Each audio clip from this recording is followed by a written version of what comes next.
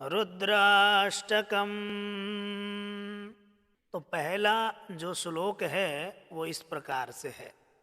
नमामि समीशान निर्वाण रूपम विभुं व्यापकं ब्रह्म वेदस्वरूपम् निजं निर्गुणं निर्विकल्पं निरीहं चिदाकाशमाकाशवासं भजेऽहम्। तो कैसे बोलेंगे? नमामि समीशान निर्वाणरूपं विभुं व्यापकं ब्रह्म वेदस्वरूपम् निजं निर्गुणं निर्विकल्पं निरीहम् चिदाकाशमाकाशवासं भजेऽहम्। दूसरा श्लोक इस प्रकार से है। निराकारमोंकार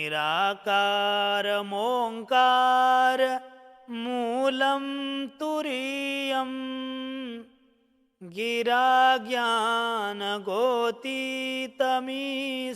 गिरीशं करालं महाकाल कालं कृपालं गुणागार संसार पारं नतोऽहम्। तो कैसे बोलेंगे? निराकार मोंकार मूलं तुरीयं गिरा ज्ञान गोतीतमीशं गिरीशं करालं महाकाल कालं कृपालं गुणागार संसार पारं नतोऽहम्। आप लोग अर्थ तो देखते रहिएगा ना, अर्थ अपने आप पढ़ लीजिएगा, मैं केवल उच्चारण कराऊंगा, है ना? ठीक है, आप लोगों को आ गया ना? कमेंट्स करते रहिएगा, है ना? आ गया तो कमेंट्स लिखिएगा। हाँ, देखता हूं मैं किस किसने कमेंट्स किया है। जी, राधे राधे राधे राधे। अब हम लोग चलेंगे तीसरे श्लोक में। तीसरे श्लोक में लिखा है तुषाराद्रिसंकाश गौरम गभीरम मनोभूतकोटि प्रभाश्री शरीरम स्फुरन्मौलिकल्लोलिनी चारुगंगा लसद्भालबालेन्दुकण्ठे भुजंगा। चौथे श्लोक में लिखा है, आप लोग बोलिएगा, चलत कुंडलम भ्रू सुनेत्रम विशालम प्रसन्नाननं नीलकण्ठं दयालुं मृगाधीशचर्मां वरं मुण्डमालं प्रियं शङ्करं सर्वनाथं भजामि। वीडियो को लाइक भी नहीं किए हो आप लोग, बहुत कम लोग लाइक कर रहे हो। अब देखते हैं पांचवा श्लोक इस प्रकार से है। प्रचंडम प्रकृष्टम प्रगल्भम परेशम अखंडम अजं भानुकोटि प्रकाशम त्रयशूल निर्मूलनं शूलपाणिं भजेऽहं भवानी पतिं भावगम्यम् प्रचंडं प्रकृष्टं प्रगल्भं परेशम् अखंडम अजम भानुकोटि प्रकाशम त्रयशूल निर्मूलनम शूलपाणिम भजेहम भवानी पतिम भावगम्यम। है ना? तो कैसे बोलेंगे? मेरे साथ आप लोग बोलिएगा। प्रचंडम प्रकृष्टम प्रगल्भं परेशम् अखंडम अजं भानु कोटि प्रकाशम त्रयाशूल निर्मूलनं शूलपाणिं भजेऽहं भवानी पतिं भावगम्यम्।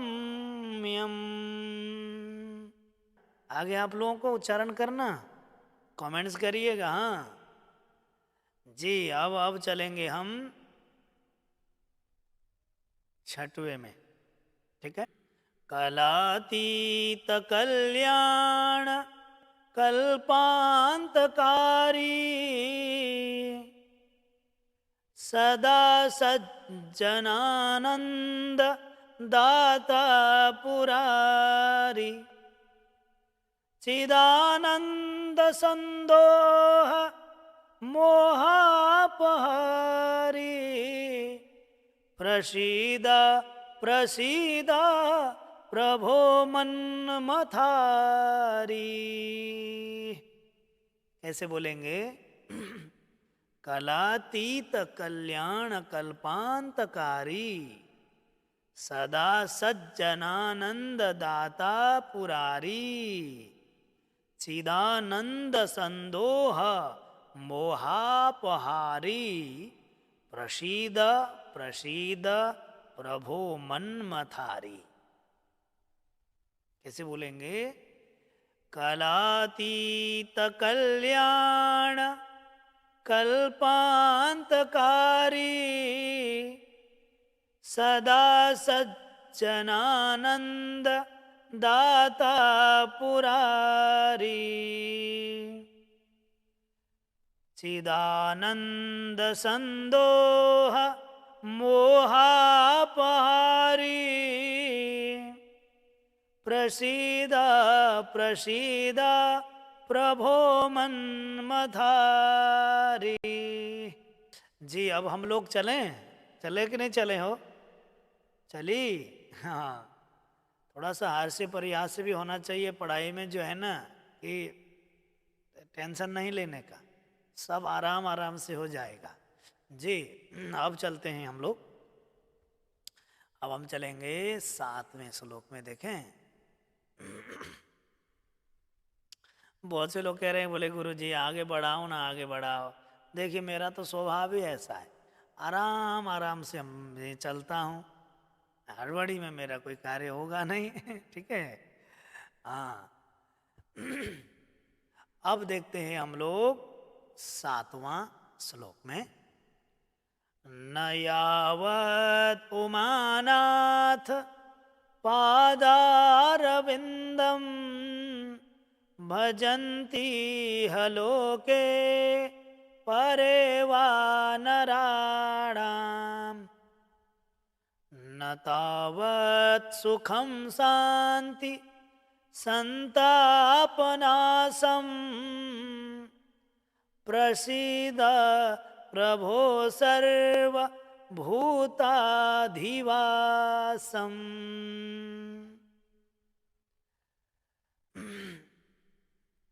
न यावद् उमानाथ पादारविंदम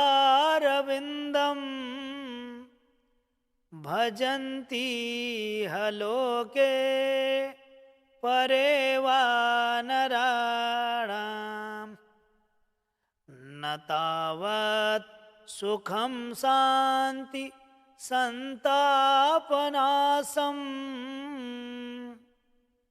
प्रसीद प्रभो सर्व भूता धीवासम।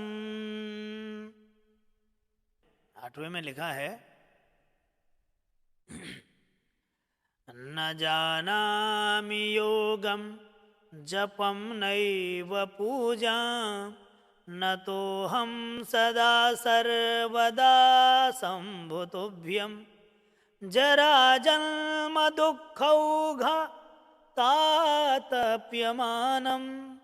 प्रभो पाहि आपन्नमामि सशंभो।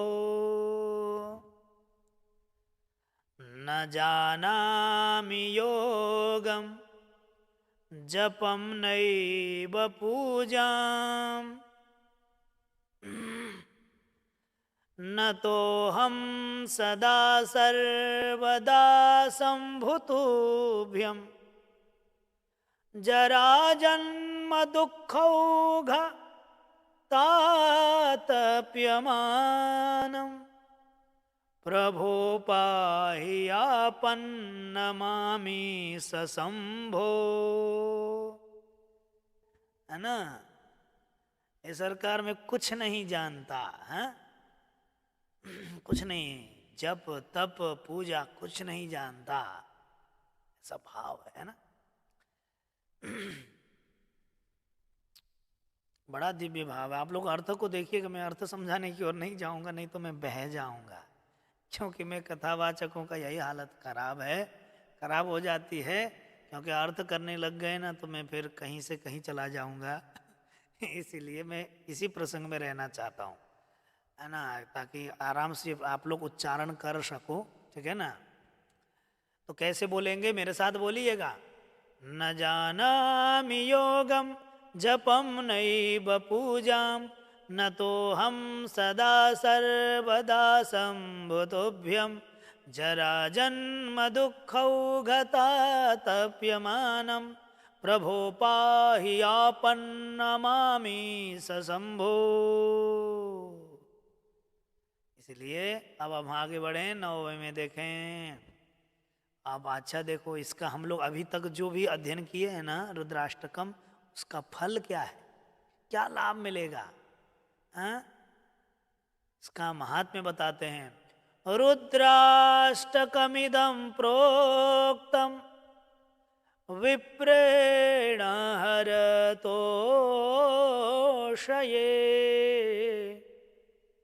ये पठन्ति नरा भक्त्या तेषां शंभुः प्रसीदति। रुद्राष्टकमिदं प्रोक्तं विप्रेण हरतोषये ये पठन्ति नरा भक्त्या तेषां शंभुः प्रसीदति।